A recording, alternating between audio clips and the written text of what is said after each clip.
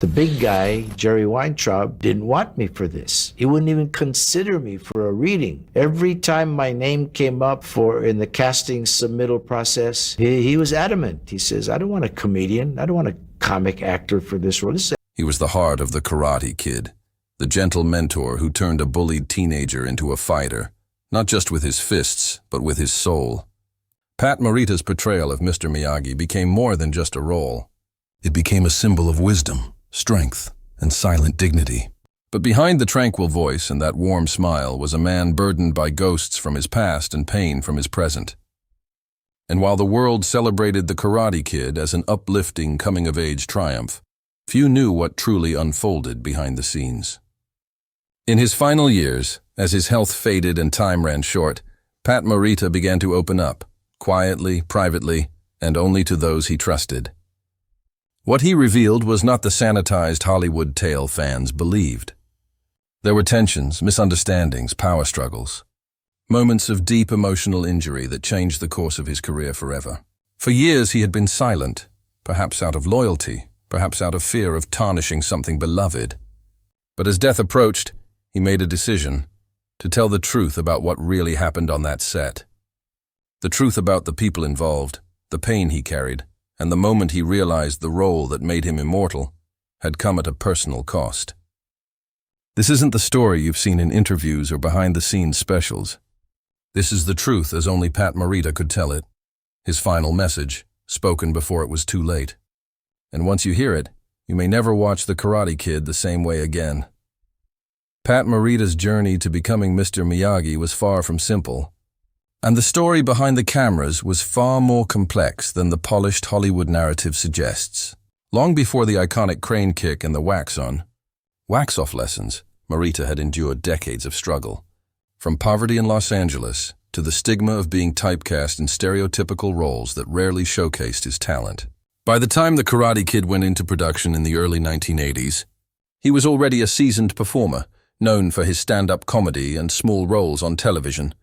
But Hollywood still often underestimated him.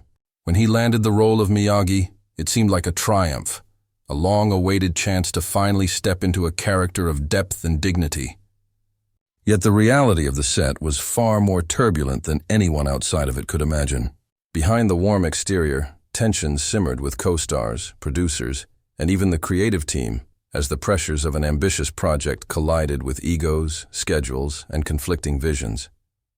Morita, who carried not only the weight of his character, but also the responsibility of representing Japanese culture respectfully, often found himself navigating difficult interactions. There were moments when lines were improvised and scripts changed at the last minute, leading to frustration and emotional strain. He faced subtle undermining from some younger actors who doubted his authority or misunderstood his intentions, creating an undercurrent of tension that contrasted sharply with the camaraderie portrayed on screen. Morita's personal health issues, which he rarely disclosed at the time, added another layer of challenge, forcing him to push through long days and physically demanding scenes despite exhaustion.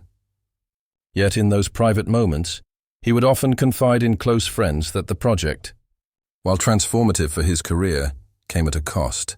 The emotional toll of constantly having to assert himself, the microaggressions that were brushed off publicly, and the burden of maintaining a calm, mentor-like presence even when the environment around him was anything but calm.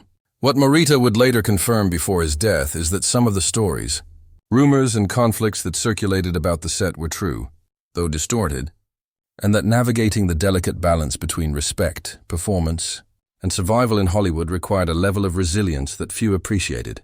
The final performance we all know and love, Miyagi's wisdom, patience, and quiet strength, was built on a foundation of both triumph and hidden struggle, a testament to Morita's endurance, talent, and his unwillingness to let the behind-the-scenes turmoil overshadow the magic he brought to the screen. As production moved forward, the pressures on Pat Morita intensified, revealing a side of Hollywood rarely seen by audiences. He spoke privately about long hours on set, not just standing in the sun during exterior shots or repeating takes until perfection was achieved, but also managing the subtle power dynamics that defined every interaction. Co-stars, some inexperienced and some seeking to assert dominance, often challenged him, not out of malice alone, but out of a lack of understanding of his experience and cultural perspective. Morita found himself mediating conflicts, calming tensions, and ensuring that scenes retained their integrity, all while maintaining the gentle, patient persona of Mr. Miyagi for the cameras. The irony was never lost on him. Off-screen, he had to battle stress, ego, and miscommunication, yet on-screen, he had to embody serenity and wisdom. There were moments that left him deeply frustrated, ad-libbing that disrupted the flow of carefully choreographed scenes, jokes made at his expense, and subtle undermining that would later fuel rumors about his temperament. Marita confided that he often chose silence over confrontation, understanding that his authority came not from loudness, but from consistency and professionalism. Even so, he sometimes felt isolated, carrying the dual weight of cultural representation and creative responsibility almost entirely on his own shoulders. Behind closed doors, he expressed fatigue and disappointment to those he trusted, recognizing that Hollywood's system did not always value experience, dedication, or respect for the craft. And yet, through all the tension, he never lost sight of the story he was helping to tell, the story of a mentor and student, of discipline, honor, and quiet courage. Today, fans see only the final polished scenes, but Pat Morita's revelations before his death remind us that every triumphant moment was hard-won, layered with struggle, negotiation, and emotional labor. For those watching this now, it's a rare invitation to witness the man behind the mask, the battles he faced unseen, and the perseverance it took to ensure that The Karate Kid would become the film we all know and cherish. And while we celebrate his legacy, take a moment to honor the truth he shared. And if you appreciate uncovering the real stories behind legendary films, like, subscribe, and comment below, because understanding history requires attention and respect. And every voice matters when remembering the people who shaped it. Morita's final disclosures are more than behind-the-scenes gossip. They are a masterclass in endurance, a window into resilience under pressure, and a testament to the quiet dignity that allowed him to triumph both as an actor and as a man, navigating a world that often underestimated him. What few people ever realized was how close Pat Marita came to walking away from The Karate Kid entirely. In the early stages of production, there were serious doubts about whether he was the right choice for the role. The studio executives weren't convinced. To them, Marita was a comedian, a funny man from Happy Days, not the wise and serious Mr. Miyagi that the script demanded. At one point, he was quietly dropped from consideration, rejected before he had a chance to prove himself. It wasn't until he grew the beard, altered his voice, and completely transformed his demeanor during a private screen test that director John Avildsen saw what the role could become. Marita's performance during that audition changed everything. But even then, the battle wasn't over. The studio remained skeptical, and he had to fight tooth and nail to keep the role that would later define his legacy.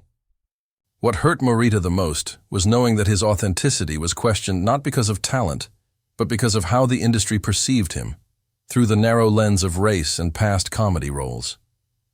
He spoke later of the heartbreak he felt during that time, the quiet humiliation of being treated like a risk instead of a gift.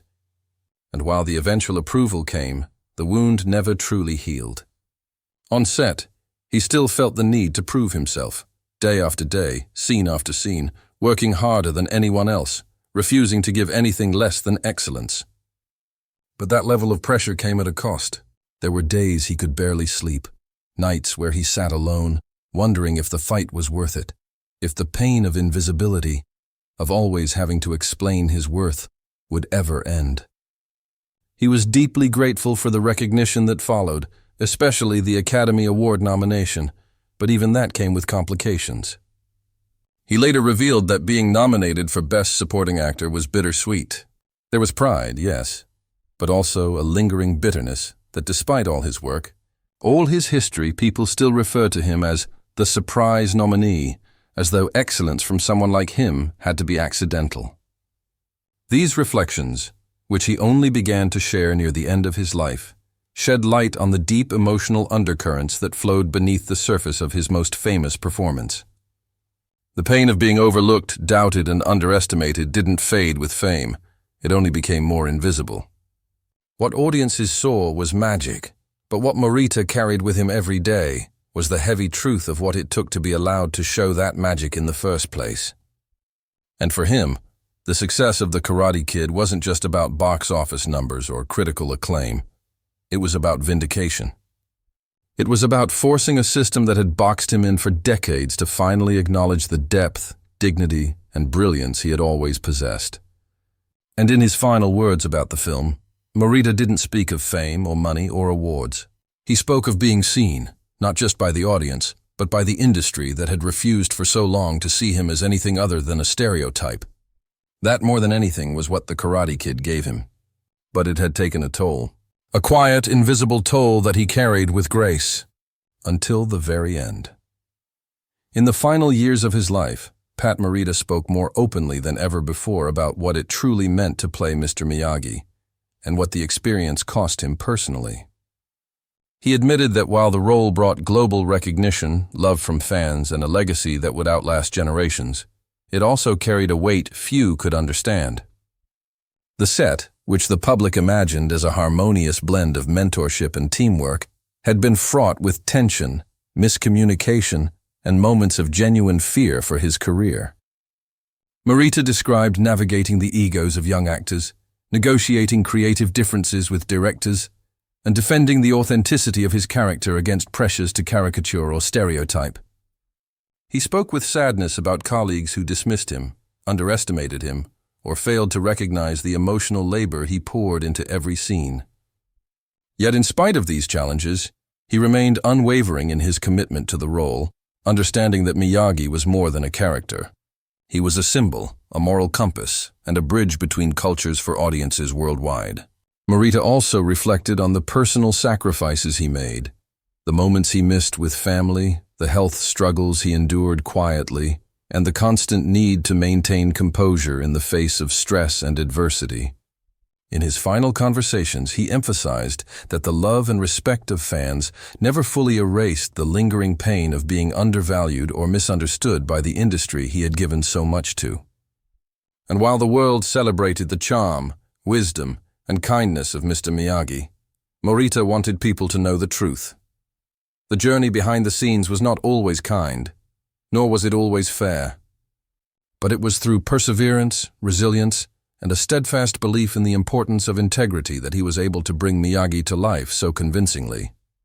As he spoke these truths, there was a sense of closure, as if the man who had given so much of himself to a role was finally allowing himself to be seen in full, not just as an actor, but as a human being who had endured hardship, triumph, and heartbreak in equal measure.